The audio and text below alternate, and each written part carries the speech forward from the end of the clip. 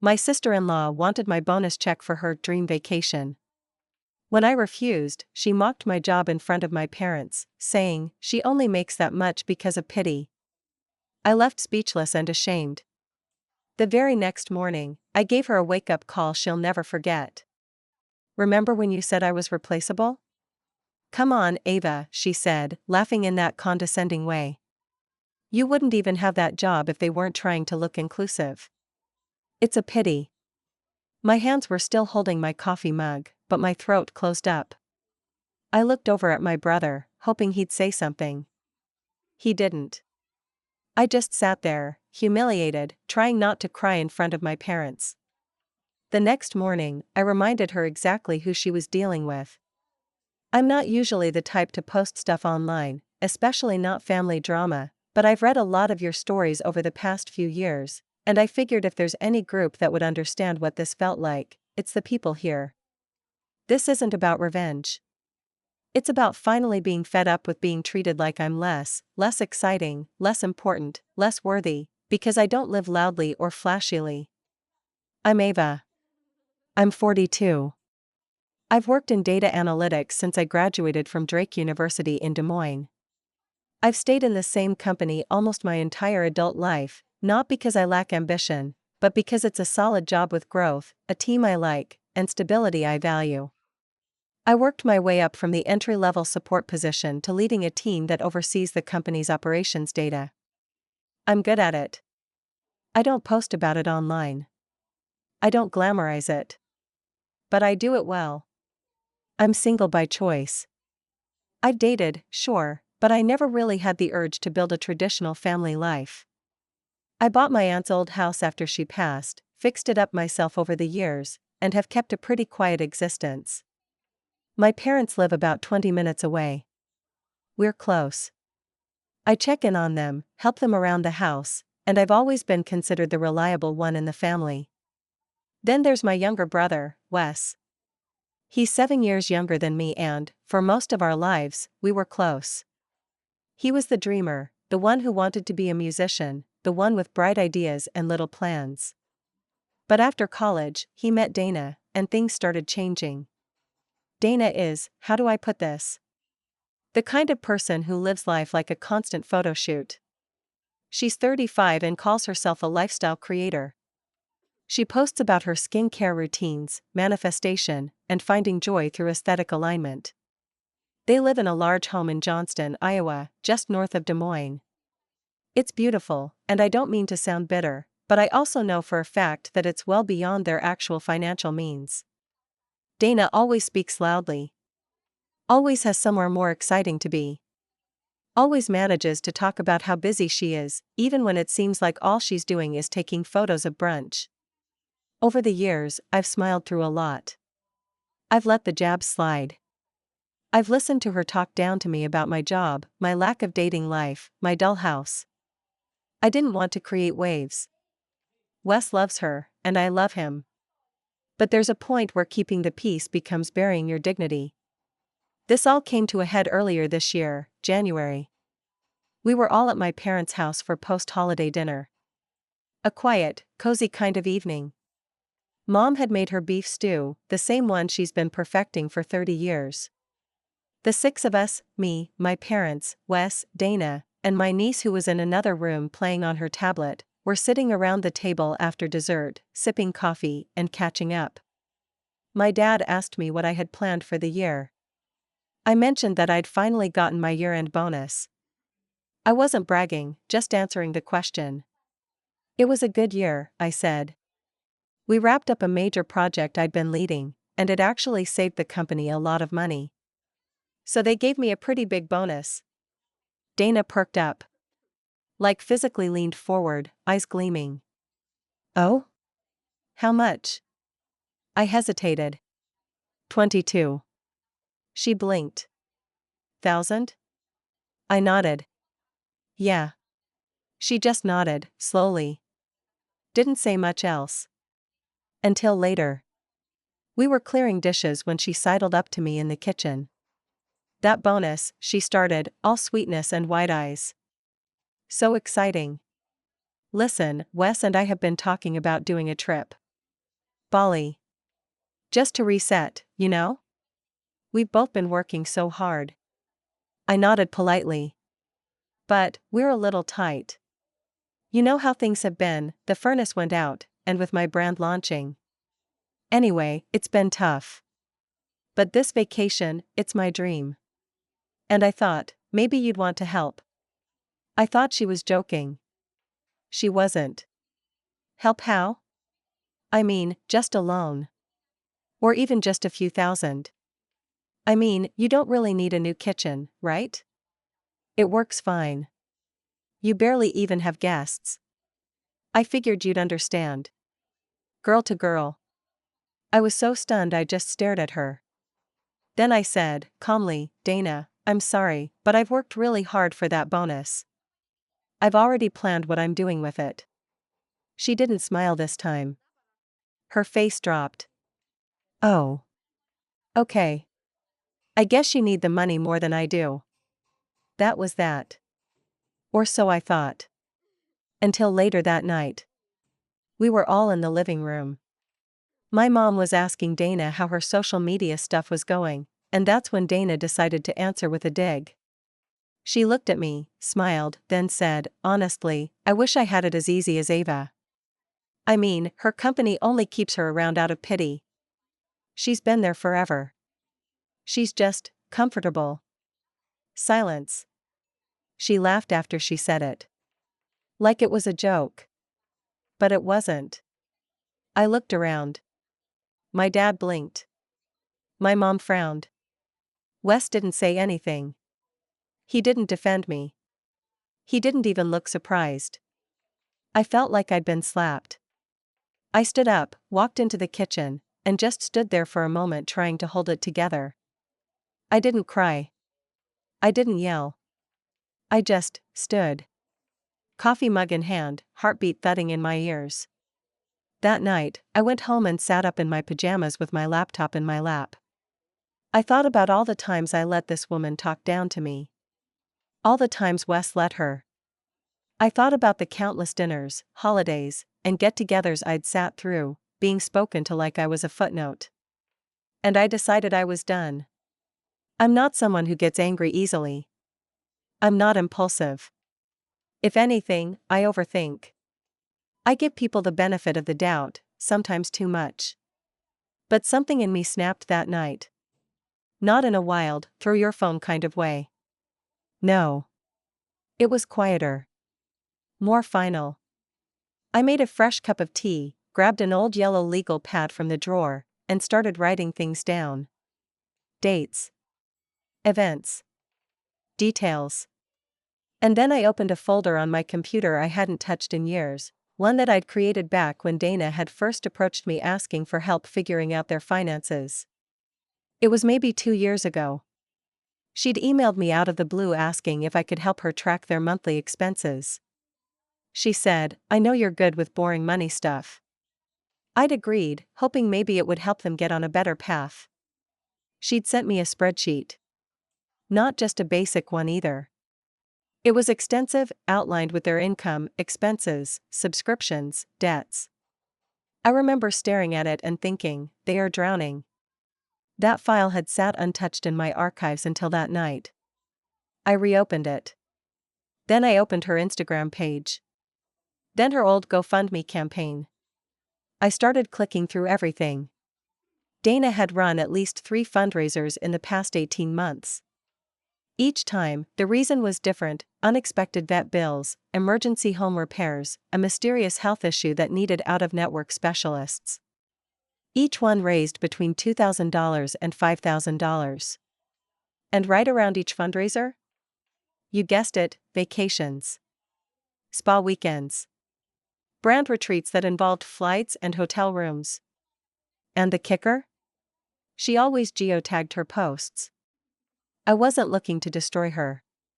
I just wanted the truth seen. Because this wasn't just about her trying to get money out of me. It was the disrespect. The mockery.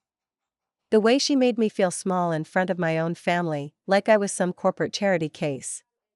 So I wrote an email to Wes. Just Wes. I laid it all out, not dramatically, just factually. I attached the spreadsheets she'd sent me herself. I linked to the fundraisers. I included screenshots of her posts that coincided with each one. And then I said, simply, I've always supported you. I've always tried to stay out of things. But I won't let someone speak about me that way again, especially not when she's lying to you, to me, and to everyone who gives her money online. I'm done pretending she hasn't crossed the line. You chose her, and that's your right. But I don't have to choose to be part of it anymore. I added one last line that I knew he'd remember. Remember when she said I was replaceable? Then I hit send. I didn't block him or Dana, but I muted both of them on every platform. I turned off my phone that night, made myself a grilled cheese, and went to bed. The next morning, I woke up to 14 missed calls. 3 from Wes. 2 from Dana. The rest were from unknown numbers, probably burner phones Dana had used to call me after I ignored her. I didn't pick up. I didn't call back. That weekend, I went to Lowe's. I picked out new countertops, a gorgeous deep basin farmhouse sink, and finally chose the slate blue paint I'd been thinking about for the cabinets. For the first time in a long time, I felt free. Like I'd taken back a part of myself that I didn't realize had been slowly chipped away. Of course, things didn't stay quiet for long. Mom called me 4 days later. She didn't sound mad, exactly, but cautious. Ava, she said gently, Dana told us what happened. She's upset. I stayed silent. She said you misinterpreted things. That she was just joking. That it's been a stressful time for them. I asked my mom if she'd seen the email I sent Wes. No, she said. What email? So I sent it to her. To both of my parents. Everything I'd sent to Wes, plus a few more screenshots I hadn't included before. Like the one where Dana had DM'd someone calling me a dull office worker who probably lives on lean cuisines and Netflix. That one stung, but I figured my parents deserved to see it. Later that night, Mom called back. Her voice had changed. Oh, Ava, she said. I didn't know it was like that. I could tell she felt guilty. And I didn't want her to. This wasn't her fault. It's okay, I told her. I just need space. From both of them. And I meant it. I didn't go to family dinner that Sunday. Or the next. I went for walks. I cooked. I read books. I painted my kitchen slowly, over 2 weekends, singing along to old 80s playlists while the windows stayed open and the wind smelled like new beginnings. Weeks passed before I heard anything else from Wes. It came in the form of a handwritten letter. No one writes letters anymore. But he did. It was short. And honest. He didn't deny anything. He didn't excuse her words or behavior. He said he was sorry. That he hadn't realized how much I'd been carrying, or how long I'd been swallowing her disrespect just to keep the peace. He said he didn't know how to fix everything, but that he wanted to try. And that he missed his sister. I sat on my back porch with the letter in my lap and a cup of coffee in my hand. The sun was setting. And for the first time in a long while, I didn't feel like the quiet one who needed defending. I felt like me. I didn't write Wes back right away. I carried his letter around in my purse for nearly 2 weeks. I'd pull it out sometimes, on my lunch break, at the park, while waiting for the kettle to boil, and read it over again. Each time, I'd land on the same line, I didn't realize how much you'd been carrying. That stuck with me. Because it wasn't just Dana and her jabs. It was 1,000 little moments over the years, times when my family would laugh along to her jokes at my expense, or when I'd be the one cooking for everyone while she snapped selfies. When she'd roll her eyes if I tried to talk about work or cut me off with, anyway, back to real life. Every time I swallowed it, I thought I was keeping the peace. But what I was really doing was telling everyone, including myself, that it was okay to treat me like a second-class citizen at my own family table. After 2 weeks, I finally wrote him back. Not a letter, I'm not as poetic as Wes, and my handwriting looks like a stressed out squirrel ran across the page. I emailed him. I told him I appreciated the letter. I told him I loved him. That I missed him too. But I also said I wasn't ready to go back to normal. Because normal hadn't really been fair, and I needed more than just a sorry to feel safe stepping back into the fold. I told him I wasn't asking him to leave Dana. I wasn't interested in ultimatums. I just needed him to understand that if someone in his life constantly disrespects me, I have a right to remove myself. He replied that same evening. Said he understood. That he respected my boundaries. And that he hoped we could find a new way forward whenever I was ready. Then, about a week after that, the real kicker happened. I was at Hy-Vee picking up groceries on a Sunday afternoon, halfway between the freezer aisle and the organic granola bars, when I heard someone behind me say my name in a shrill, familiar voice. Ava. I turned and there she was, Dana. Wearing yoga pants, sunglasses on top of her head like a tiara, pushing a cart that had nothing but coconut water, a bouquet of peonies, and 2 avocados in it. She gave me a too bright smile. I've been meaning to talk to you, she said, dragging out the word like we were long-lost friends who'd had a small spat over lunch plans. I said nothing. She glanced around, lowered her voice slightly, and said, Wes told me you were upset. I'm really sorry you took what I said the wrong way. I just raised an eyebrow. She shifted her weight to one leg, like she was posing even while apologizing. You know how I am, I joke. I'm just blunt. You're so sensitive sometimes. But I'd never actually mean anything cruel. She said it like she was doing me a favor. I took a breath. Dana, I'm not sensitive. You're just rude. Her smile cracked for the first time. You don't get to insult my intelligence, mock my work, then ask me for thousands of dollars and call it a joke. I've spent years pretending you didn't treat me like I was beneath you. I'm not doing it anymore. I didn't raise my voice. I didn't cause a scene. I just said it clearly. She started blinking fast, like she was trying to decide whether to cry or explode. Then she said, Wow. Okay. I guess this is who you really are. I laughed, just once. It slipped out. This has always been who I am. You just never bothered to see it. And with that, I walked away. Left my cart half full and drove home. I didn't even feel angry. Just light. Like taking off a coat you didn't realize was soaking wet. Later that night, I got a text from Wes. Wes, I heard you saw Dana. I'm sorry. She told me how it went. She's upset, but I think she finally gets it. Or at least she knows you're serious. I didn't answer right away. I wasn't ready to be pulled back into that dynamic. But it was good to know he was starting to see it, too. About 2 weeks later, I was at my parents' house for a quiet dinner. Just me and them, no Wes, no Dana. We didn't talk about what happened, not directly. But at one point during dessert, my mom looked over and said, You know, I think I owe you an apology. I paused. For what? For not noticing, she said. Or maybe for pretending not to. I should have stepped in sooner.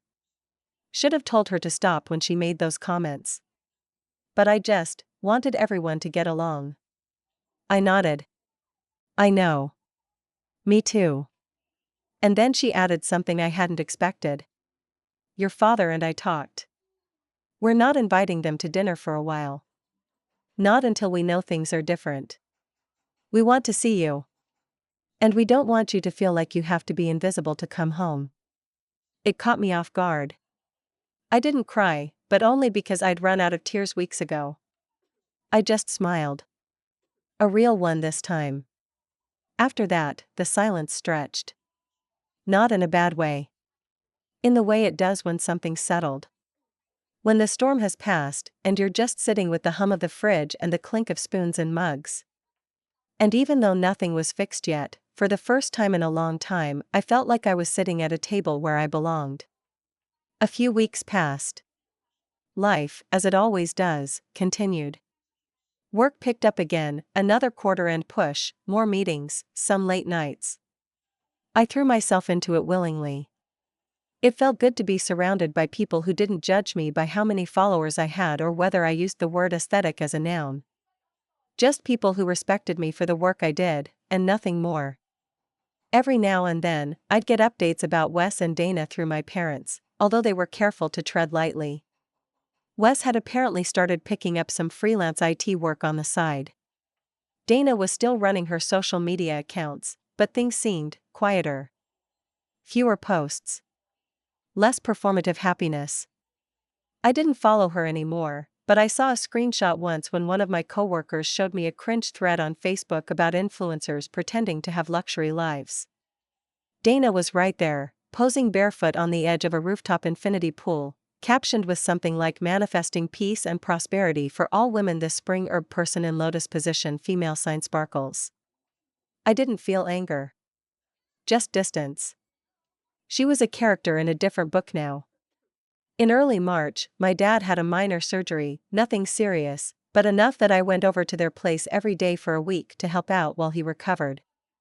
I ran errands, made meals, fixed the porch light that had been flickering since Christmas. It was nice, in a way, to have a purpose again that felt grounding. Real. One afternoon, I was standing in the kitchen making chicken salad when I noticed a small envelope on the table with my name on it. My mom walked in and saw me holding it. "Oh, that's from Wes. He dropped it off yesterday," she said, drying her hands with a dish towel. I opened it. Inside was a small note, just a few sentences, written in the same slightly slanted handwriting I remembered from when we were kids. "Hey Ava. I know I said I wanted to try, and I still do. I've been going to therapy. Alone, for now. I know I need to unpack some stuff. I don't know if Dana and I are going to make it. But I'm trying to see things clearly now. Thanks for not giving up on me, even when I probably deserved it. Wes." It was short, but it felt like a mountain moved. He wasn't asking for anything. He wasn't excusing anything. He was just doing the work. Quietly. Without a hashtag. I put the note back in the envelope and tucked it into my purse. Later that week, I ran into Wes. Not planned. It was Saturday, and I'd gone to a local coffee shop to pick up beans. They roast their own, and I'd been in a phase of experimenting with pour-over. As I stepped inside, there he was, standing in line, hoodie pulled over his head like he didn't want to be noticed. We locked eyes. He gave me a hesitant smile. "Hey. Hey." There was a long pause. "You look good," he said, and I nodded. "You too." We both ordered, and by the time we were waiting for our drinks, he said, "Do you want to sit for a few minutes? Just talk?" I surprised myself by saying yes. We sat at a corner table. It was awkward at first. We talked about work. The weather. I mentioned my kitchen finally being done and how much I loved it. He smiled when I showed him a picture. Then the conversation slowed, and he said, "I've been thinking about how we grew up. How you always covered for me. Like when I crashed Dad's car in high school." I laughed. "You begged me not to say anything." "I didn't beg. I bribed you with my CD collection. Which I still have, by the way." We both laughed, and for a moment, it felt like old times.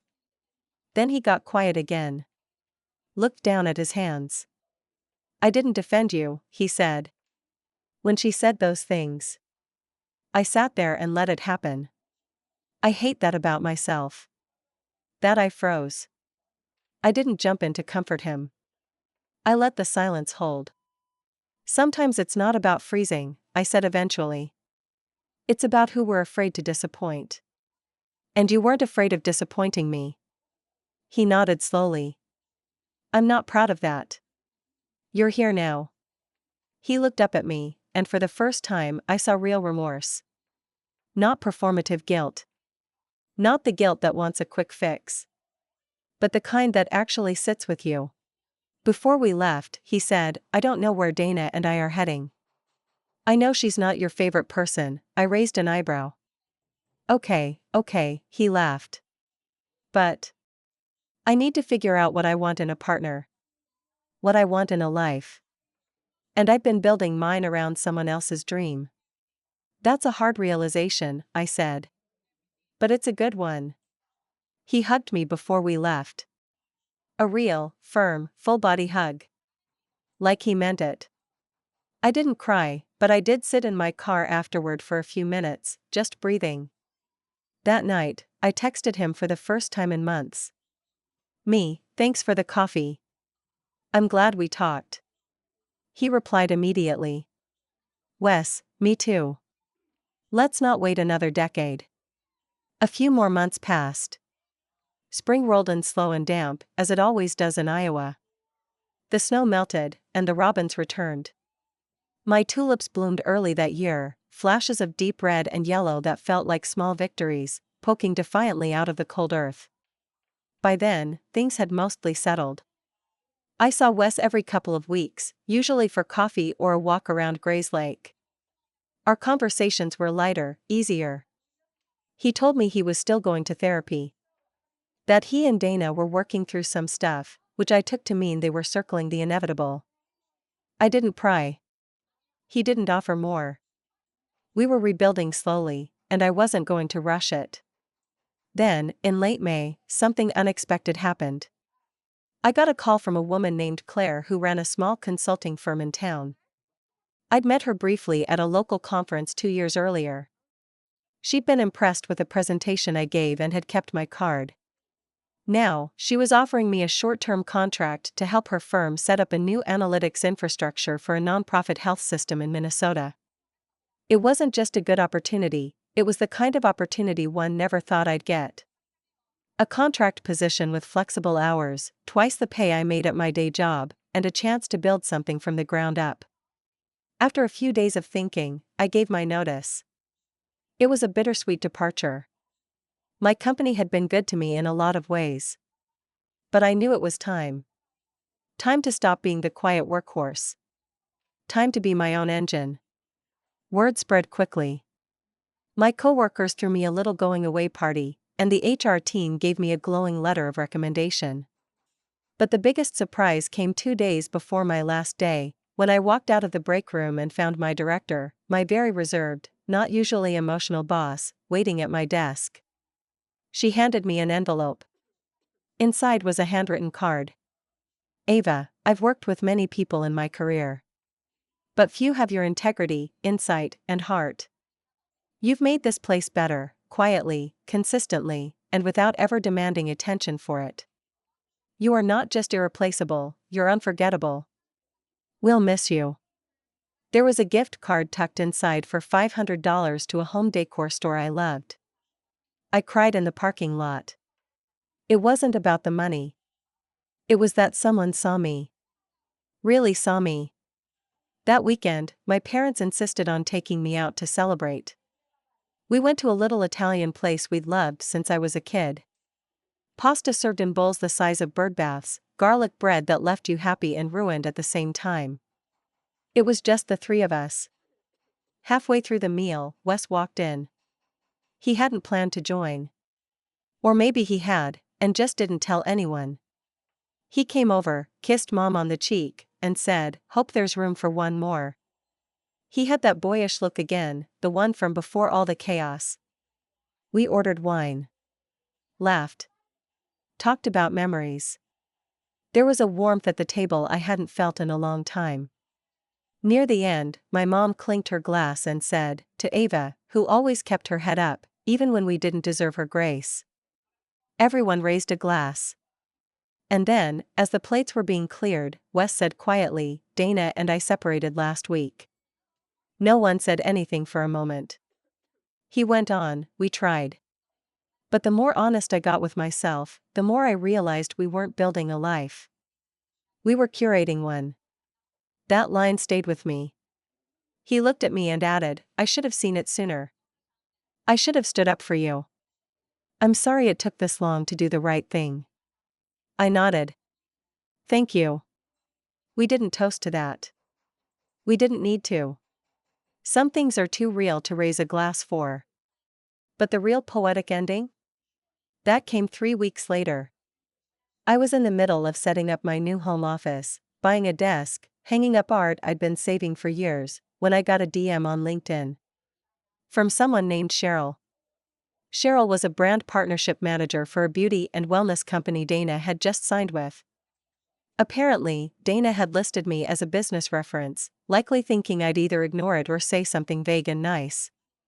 Instead, Cheryl asked a very straightforward question. Hi Ava, I'm reaching out to verify a few things regarding Dana's past partnerships and your experience with her professionalism. Any insight you can offer would be appreciated. I sat there for a moment. I didn't want to be petty. I really didn't. But I did believe in being honest. So I replied. Hi Cheryl. Dana is a very talented content creator with a great eye for visual storytelling. However, in my personal experience, her approach to financial accountability, transparency, and long-term planning has been inconsistent. I would recommend ensuring any partnership includes firm deliverables and regular check-ins. Feel free to reach out with any further questions. It was polite. Civil, but I knew exactly what it said between the lines. A week later, I saw on one of Dana's public profiles that the partnership had dissolved due to creative differences. Sure, Jan. Now, I wasn't dancing in the streets or throwing a parade. But I did go out that weekend and buy myself the ridiculously overpriced rug I'd been eyeing for months. I rolled it out in my office, poured myself a glass of Cabernet, and curled up in my reading chair. The floor felt soft. The silence felt full.